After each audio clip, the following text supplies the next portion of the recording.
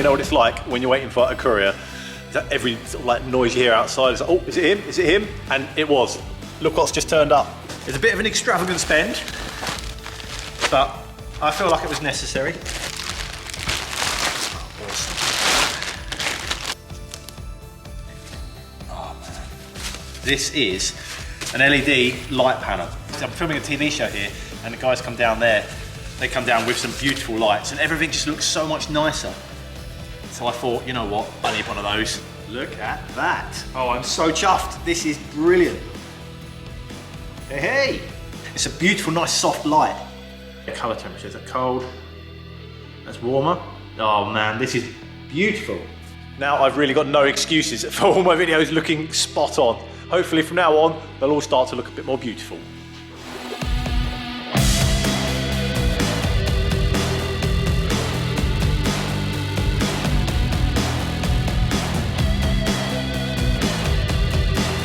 Hi, I'm Dom, and welcome to my workshop.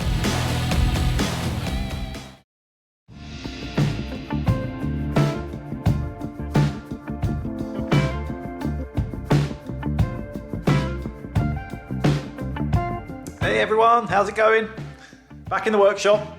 Now I've spent all weekend pretty much playing with this thing. The headset's now on-ish, and it's getting there, but I'm struggling. The wiring is sort of making sense, but I'm now just going through the process of trying to hook up all the cables, and still haven't got around to the wiring the headset with all of the hand controls. So you know what, I thought today, sod it, sod the Vespa, leave that there, park that. I've sort of kept that area as quite messy. That's the dirty sanding, woodwork, the workbench up there, all the sort of dirty stuff happens there. But this is where I do a lot of my welding. So I've got that awesome welding table, metal flooring, metal shaping, cold saw there. Today, I thought we'd use this guy. I got hold of this English wheel, a year or so ago maybe not even that long actually. Never used one before. Went down on a course with Jeff Moss at MPH Motor Panels. He's a brilliant guy. He's an absolute genius using these tools. And then he just kind of left me with the basic knowledge, and it's just down to me now to keep practicing.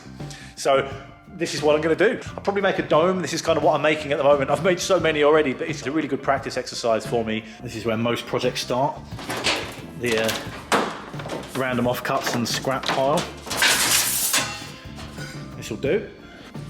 Right, this is a sheet of aluminium, 1.2 mil, I think it is. I'm going to cut this to size first. It's a bit big. I'm going to make it a bit smaller, so I'll cut that on the guillotine. Well, this is the guillotine. This is an awesome thing. Right, see that moving there. As I stamp on these pedals here, and there's a blade and it stamps it down, so I'll put my piece of metal in there. That keeps it 90 degrees nice and square. Slide it in there up to the mark, stamp on the pedal, and then it cuts it. Just like that. Okay, now I've got my square. I need to find the center. That's easy enough, with two diagonals into each corner. There we go, that's the middle there. Now there's various different ways of cutting out a circle. I've done it for years with just tin snips, like industrial scissors that cut sheet steel, especially this aluminium. It does cut it quite easy. The whole point of me practicing making these shapes and making these domes is the repeatability of just being able to make it accurate, a consistent shape, and like this one, sitting nice and flat on the bench. And if I'm starting with a slightly off circle, it's never going to be right. Best circle I can start with, the better. And luckily, I've got a tool for that. The circle cutter. This is actually made by FJ Edwards, the same company that made my English wheel. How cool is that? So basically, I can crank this handle, and I've got these are two blades, and then this side is the clamping jaw. So the center that I just marked, I'm going to clamp it in there and make sure it's in the middle. I just put in a little off cut of aluminium in there because I don't want to mark my final piece. Same on the top. And I can just clamp that down, and that grabs it, and that can spin on that point. Now I'm lowering the blade into the metal. Then as I crank this round, look at that! Oh man, I tell you what, after years of cutting out circles by hand, this is an absolute dream. Look at that!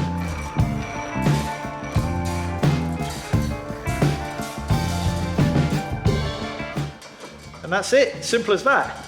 And I can undo that. Take that off, and look, not a mark on my piece. And I've got a perfect circle, just like that. The best way to describe this thing is like a rolling hammer. Imagine if you hammered a piece of metal, you'd essentially be squashing it and kind of, you know, crushing it between. Here, look, watch that gap. Look, I can adjust that to make that closer or further away, depending on what I'm doing. That's the pressure between the two, and I'm going to feed that disc that I just cut in there. A completely unrelated incident, I cut my finger. It wasn't doing any of this, but the metal will get fed through there. I'll increase that pressure ever so slightly to sort of squash the metal as it goes through, but you can see there's an ever so slight radius on that bottom wheel. See, that's not perfectly flat. The top one is perfectly flat. The bottom one has got a little bit of a sort of crown on it, a little bit of a curve, and then look, you can get all of these different ones with different shapes, different curves.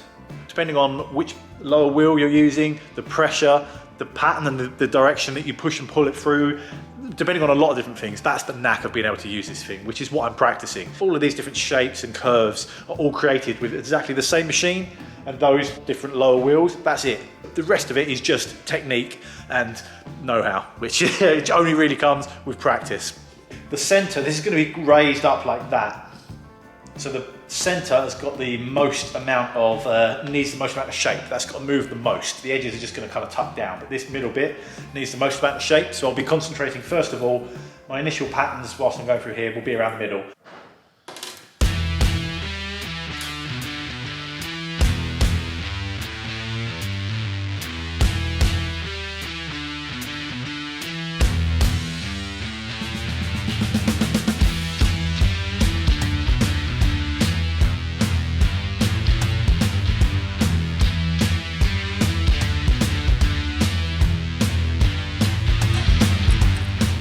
Yeah, look, there you can see.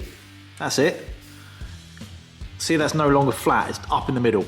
That's the trick of all this, really, keeping it all consistent, because I'm trying to make a completely perfect circle, well, half a dome. But it's very, very easy for one side to sort of like bulge out more than the other. But by keeping those consistent, even circles, repeating it round and around and back again, every time you go round, you go back, keep doing the same thing, keep that nice consistent shape.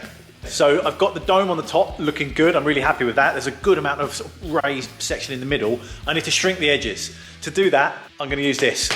This is my tree stump. Now this just proves you do not necessarily need expensive, posh, fancy tools to do all the shrinking. This is the panel that I've made with the dome on the top. Turn it upside down, put that there. I'm going to use this shape to hammer into with a nice curved, there you go, one of these little wooden ones. That's not going to mark it.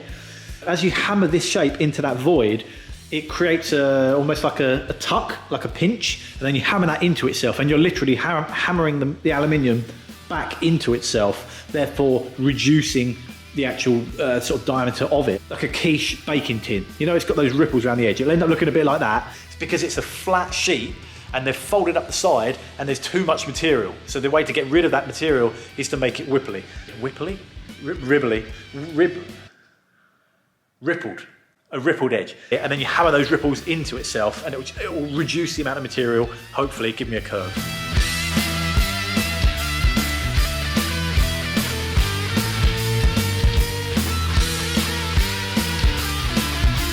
So you can see this side I haven't touched yet. This side now looks like looks like I've destroyed it. It's starting to curve over, which is exactly what we want to happen.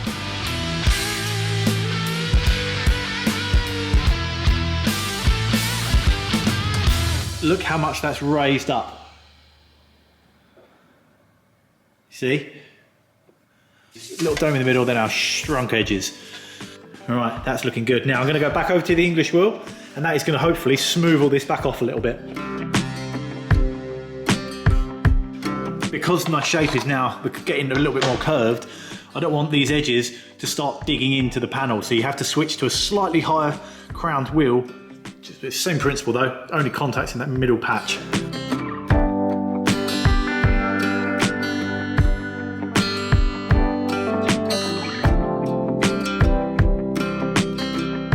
Now I'm going to tighten up this edge. It's starting to get a bit sort of flappy around the edge, which is just there's too much material around the edge. I need to shrink that in. I'm gonna use this, and this has got two jaws there, and as I pull the handle, see they close, can you see that? They open and close.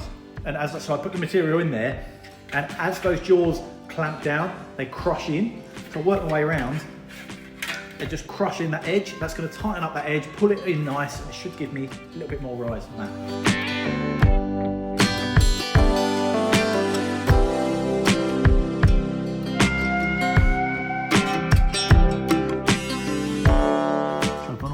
The edge, it's done that kind of pastry tin thing again, rippled it all up, but it's tightened it all up nicely now.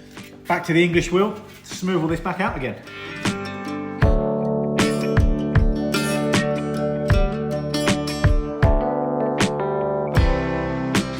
This is where I'm up to. Look at that. See those reflections, they're a little bit wobbly, a little bit. There's still some improvement to be had. And I'm going to back off the pressure, just lower down that bottom wheel a tiny bit, reduce it just a tiny bit, and just wash it over both ways. That's just going to hopefully remove any of those last few ripples. I'm very close.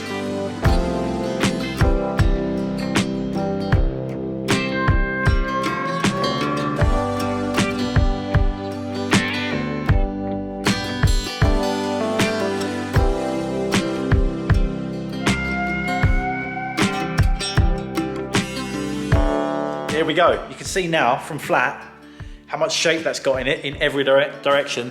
But the thing I'm most pleased about is look at that. Straight off the English wheel, I've not sanded this down, polished it, buffed it. I just wiped over it with some thinners, and that is it. This morning, that was a flat piece of metal. I don't know. It's a simple things, but hey, I think it's awesome. Like my first go at this, it literally looked like an old circus mirror. It was all wobbly and distorted.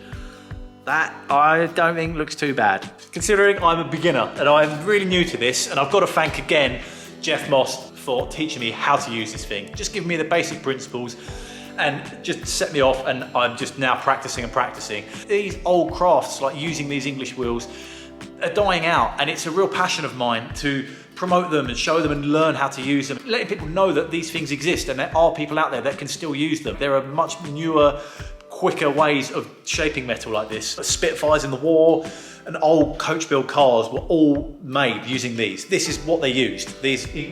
Potentially this actual English wheel. This is really, really old. I feel quite passionate about it. I really hope that you've enjoyed watching the video. Let me know what you think of the video in the comments below. I'll keep an eye. I really hope you've enjoyed it. Thank you so much.